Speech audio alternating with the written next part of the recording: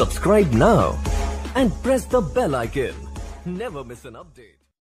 नमस्कार साथियों, स्वागत करता हूं सबका इस YouTube चैनल पर जिसका नाम है स्टडी विद पीएन लोधा। मित्रों, रीट एग्ज़ाम 2021 हेतु साइकोलॉजी का मॉडल पेपर नंबर 38 लेकर आया हूं। मित्रों, मनोविज्ञान टेस्ट सीरीज के अगर आपने 37 टेस्ट नहीं देखे हैं, एक से लगा करके 37 टेस्ट, तो वीडियो के एंड स्क्रीन में 37 टेस्टों की प्लेलिस्ट आपको मिल जाएंगी। आज हम 21 प्रश्नों को सोल्व करेंगे जो कि फैक्ट और अप्लाइड दोनों तरह के क्वेश्चन है साथियों। तो चलिए शुरू करते हैं मित्रों इस वीडियो को। पहला क्वेश्चन देखेंगे साथियों। पहला क्वेश्चन है, इरिक एरिक्सन के अनुसार किशोरावस्था के लिए नियामक संकट है। इन्होंने जो मनोसामाजिक विकास का सिद्धांत दिया था, इसमें 8 अवस्थाओं का वर्णन किया था। तो किशोरावस्था के लिए नियामक संकट कौन सी अवस्था में आएगा साथियों? विश्वास बनाम अविश्वास में, पहचान बनाम भूमिका संभ्रम में, स्वायत्तता बनाम ग्लानि में और अंतरंगता बनाम अलगाव में। तो मित्रों, प्रश्न संख्या 1 का राइट आंसर कौन सा रहेगा? देखिए, किशोरावस्था की जो अवधि होती है वो 12 से 18 वर्ष के मध्य होती है। अब मित्रों, जो इरिक एरिक्सन ने जो अपने सिद्धांत में बताया है, इस अवस्था से संबंधित तो वो है पहचान बनाम भूमिका संभ्रम। मतलब इस अवस्था में बालक खुद की पहचान स्थापित करने की कोशिश करता है और वो ये सोचता है कि मेरी समाज में क्या भूमिका है साथियों। दूसरा विकल्प आपका प्रश्न नंबर 1 में सही है। चलिए प्रश्न नंबर 2 देखेंगे। मैं वापस बता रहा हूँ, ऊपर जो आई बटन है इसमें भी आपको ये 37 वीडियो की जो प्ले लिस्ट है ऊपर आई बटन में आपको दिख रही होगी साथियों। वहां सब पर से भी आप इन 37 वीडियो को देख सकते हो। चलिए आगे बढ़ेंगे प्रश्न नंबर 2 पर। स्मिथ ने शिक्षा की त्रिध्रुवीय प्रक्रिया में कार्यवाहक माना है, अभिभावक को, शिक्षक को, शिक्षार्थी को और पाठ्यक्रम को। तो देखिए मित्रों, कार्यवाहक का मतलब यहाँ पर किससे लिया जाएगा? स्मिथ के अनुसार जो बच्चों को शिक्षण कार्य कराता है वो है साथियों शिक्षक को। इन्होंने त्रिध्रुवीय प्रक्रिया में कार्यवाहक माना है, जबकि जो छात्र है मित्रों इनको आश्रित चर इन्होंने माना है। तो विकल्प नंबर 2 सही है आपके प्रश्न संख्या 2 में। चलिए नेक्स्ट प्रश्न नंबर 3 देखेंगे। मित्रों, इसके पहले भी मैंने हिंदी का टेस्ट नंबर 31 अपलोड किया है, हिंदी का टेस्ट नंबर 31। तो अगर उसको नहीं देखा है तो एक बार उसको जरूर देखें। पूरे के पूरे 30 क्वेश्चन मिलेंगे आपको वहां पर नवीन सिलेबस के अनुसार। प्रश्न नंबर 3 है, विकास के संबंध में असत्य कथन है। विकास अंतः क्रिया का परिणाम है, विकास एक व्यक्तिगत प्रक्रिया है, विकास विशिष्ट व्यवस्थित श्रृंखला का अनुगामी है और विकास विशिष्ट से सामान्य की ओर होता है। तो मित्रों, असत्य कथन ढूंढेंगे। देखिए, अंतः क्रिया का परिणाम है, किस किस की अंतः क्रिया? वातावरण और वंशानुक्रम की अंतः क्रिया का परिणाम है। ये व्यक्तिगत प्रक्रिया भी है साथियों। ये विशिष्ट व्यवस्थित श्रृंखला का अनुगमन भी करता है एक निश्चित श्रृंखला में, लेकिन ये विशिष्ट से सामान्य की ओर न होकर सामान्य से विशिष्ट की ओर होता है साथियों। तो विकल्प नंबर आपका 4 सही है प्रश्न संख्या 3 में। चलिए आगे बढ़ेंगे साथियों प्रश्न नंबर 4 पर। यहाँ पर कौन सा सही है? चौथा विकल्प सही है साथियों प्रश्न संख्या 3 में। चलिए नेक्स्ट प्रश्न नंबर 4। तो मित्रों, प्रश्न नंबर 4 आपके आता है, शिक्षा का अधिकार अधिनियम 2009 लागू होता है, सभी छात्रों के लिए लागू होता है, 14 वर्ष तक के सभी बच्चों के लिए, सभी छात्र व प्रौढ़ों के लिए और सभी नागरिकों के लिए। तो विकल्पों को देखते हुए यहाँ पर जो आपका सही विकल्प रहेगा वो रहेगा 14 वर्ष तक के सभी बच्चों के लिए आरटी एक्ट 2009 लागू होता है साथियों। दूसरा विकल्प आपका सही है प्रश्न संख्या 4 में। चलिए नेक्स्ट आगे बढ़ेंगे प्रश्न नंबर 5 पर। तो साथियों, 5वां क्वेश्चन है, एडगर डेल द्वारा प्रतिपादित अनुभव शंकु में कौन सा अनुभव बड़े पक्ष के प्रथम पद पर दिया गया है? वास्तविक प्रत्यक्ष अनुभव, वास्तविक संकेत, प्रदर्शन और चलचित्र। तो मित्रों, एडगर डेल ने जो एक्सपीरियंस जो अनुभव शंकु दिया है, जो एक्सपीरियंस कौन दिया है इनके द्वारा, तो साथियों उसमें इन्होंने सबसे प्रथम पद पर, सबसे बड़े पक्ष में प्रथम पद पर माना है वास्तविक प्रत्यक्ष अनुभव को, कि बालक अगर किसी चीज को वास्तविक रूप से देख करके प्रत्यक्ष अनुभव के माध्यम से सीखता है तो वो सबसे ज्यादा वो याद रख पाता है, सीख पाता है। प्रथम विकल्प आपका 5वें क्वेश्चन में सही है साथियों। चलिए आगे बढ़ेंगे प्रश्न नंबर 6 पर। तो मित्रों, 6वां क्वेश्चन है, सृजनात्मक बच्चों का मूल गुण है वे नैतिक होते हैं। सृजनात्मक बच्चे, वे बुद्धिमान होते हैं, वे प्रत्येक समस्या का समाधान कर लेते हैं और वे मौलिक चिंतन करते हैं। तो मित्रों अगर हम बात करें तो वे नैतिक, बुद्धिमान और प्रत्येक समस्या का समाधान कर लेते हैं। ये चीजें मूल गुण में नहीं आएगी, बल्कि मूल गुण में आएंगे वे मौलिक चिंतन करते हैं, मौलिक चिंतन करते हैं साथियों मूल रूप से। चौथा विकल्प आपका सही है प्रश्न संख्या 6 में। नेक्स्ट प्रश्न नंबर 7 पे आते हैं। तो मित्रों प्रश्न नंबर 7 आपके है, विक्टोरिया हेलजेट की बुद्धि की प्रकृति के विषय में सिद्धांत है। एक शक्ति का सिद्धांत, द्विशक्ति का सिद्धांत, बहुशक्ति का सिद्धांत और विविध शक्ति का सिद्धांत।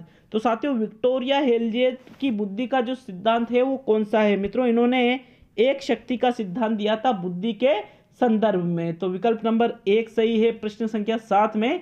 चलिए आगे बढ़ेंगे प्रश्न नंबर 8 पर। साथियों प्रश्न नंबर 8 है, वाणी दोष नहीं है।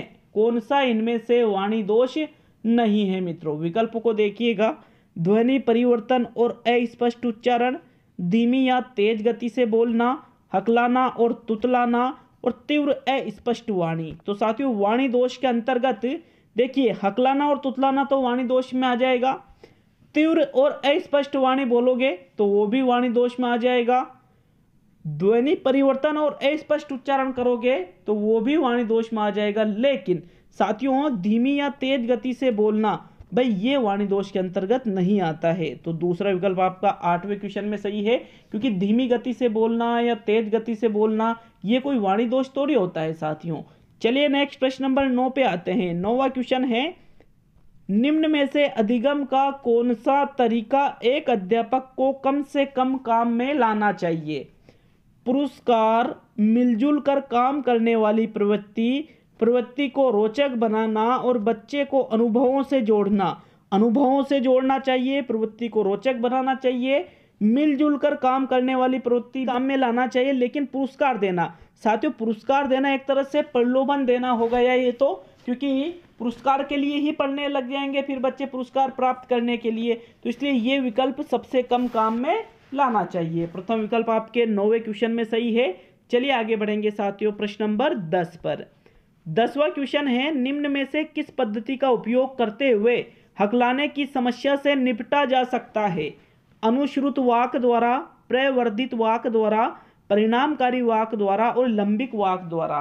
तो मित्रों हकलाने की समस्या से अगर निपटना है तो सबसे बेस्ट इसमें कौन सा रहेगा? 10वें क्वेश्चन का राइट आंसर बताइए साथियों।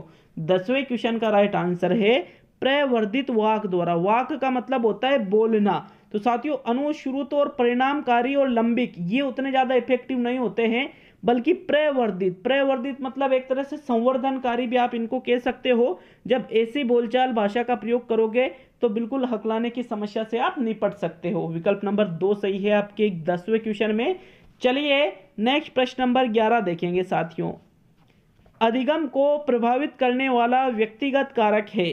संचार के साधन, समवयस्क समूह, अध्यापक और परिपक्वता व आयु। तो साथियों व्यक्तिगत कारक मतलब पर्सनली इंडिविजुअल पूछा है यहाँ पर।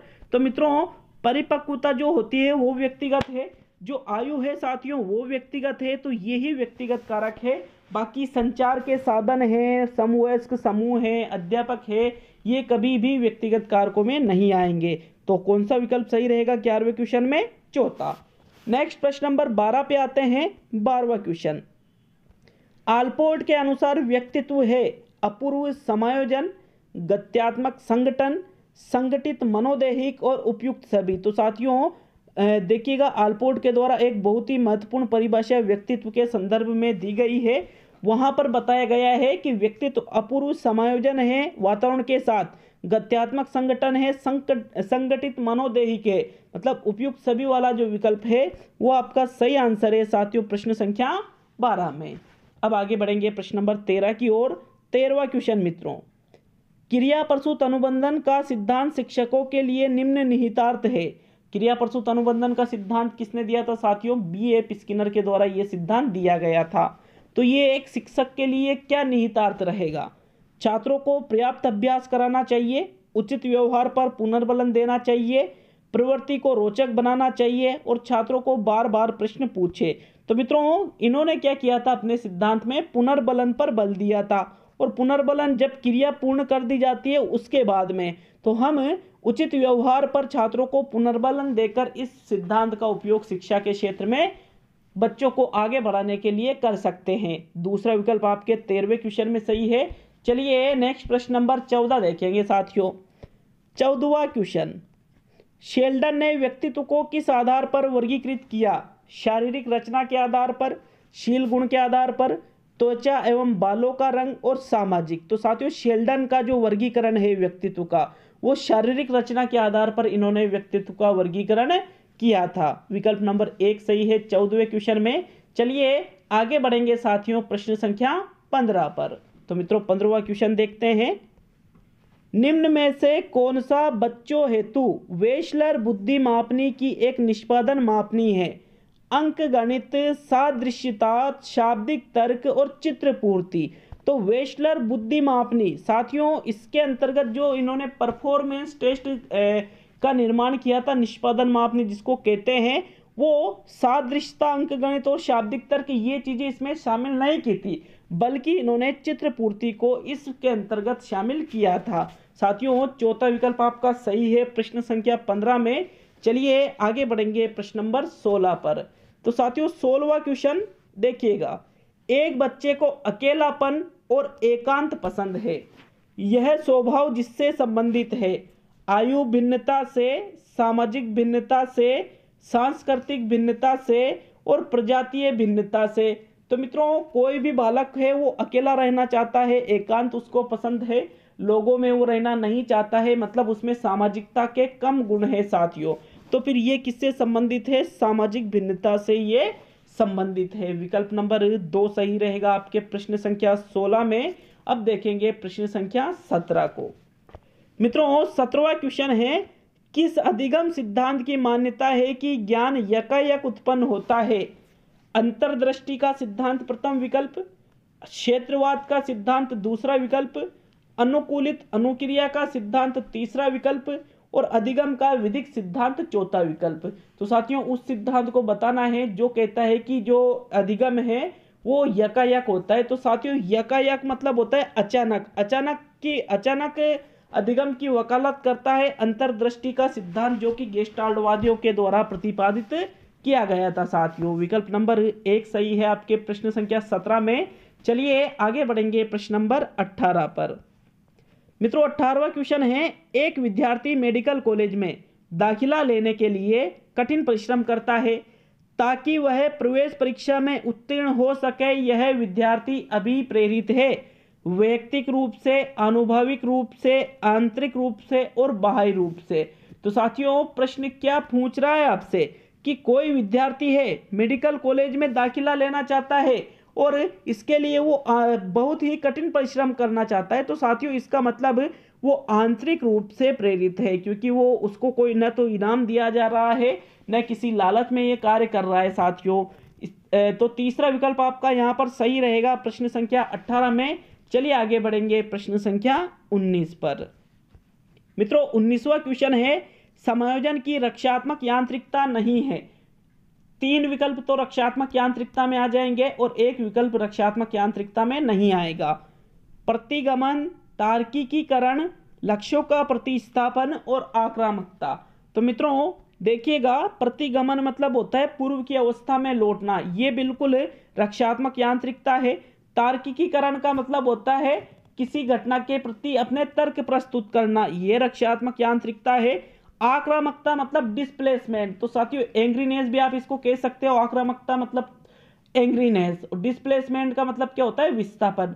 तो साथियों यहां पर देखिएगा रक्षात्मक यांत्रिकता में तीनों चीजें आती है। जो समायोजन की जो अप्रत्यक्ष विधियां होती है वो सभी रक्षात्मक यांत्रिकता का उदाहरण है, किंतु मित्रों लक्ष्यों का प्रतिस्थापन समायोजन की प्रत्यक्ष विधि है, इसलिए हम इसको लक्ष्यों समायोजन की रक्षात्मक यांत्रिकता में नहीं शामिल करेंगे। तो विकल्प नंबर 3 सही है साथियों प्रश्न संख्या 19 में। नेक्स्ट प्रश्न नंबर 20, निम्न में से कौन सी विशेषता आंतरिक रूप से अभिप्रेरित बच्चों के लिए सही नहीं है?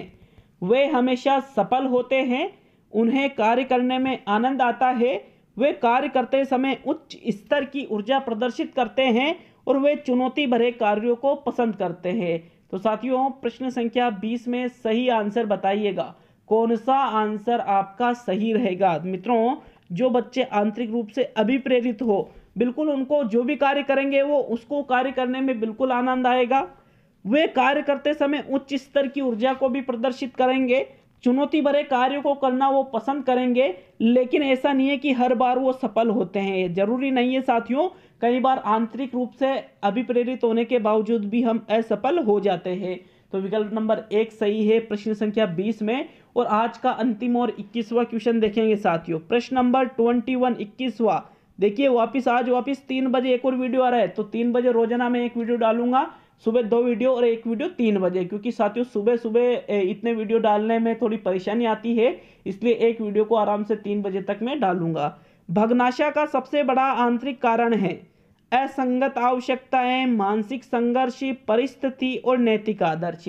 तो मित्रों, भग्नाशय का सबसे बड़ा कारण किसको माना जाता है? मित्रों, प्रश्न संख्या 21 में राइट आंसर है मानसिक संघर्ष। जो हमारे अंदर उत्पन्न होता है मस्तिष्क में, उसको ही भग्नाशय का सबसे बड़ा आंतरिक कारण माना जाता है। तो विकल्प नंबर 2 सही है प्रश्न संख्या 21 में। आज के ये 21 क्वेश्चन हमने कर लिए हैं। तो सभी मित्रों का बहुत बहुत धन्यवाद जिन्होंने वीडियो को पूरा देखा है। तो मित्रों, मिलते हैं अगले वीडियो में।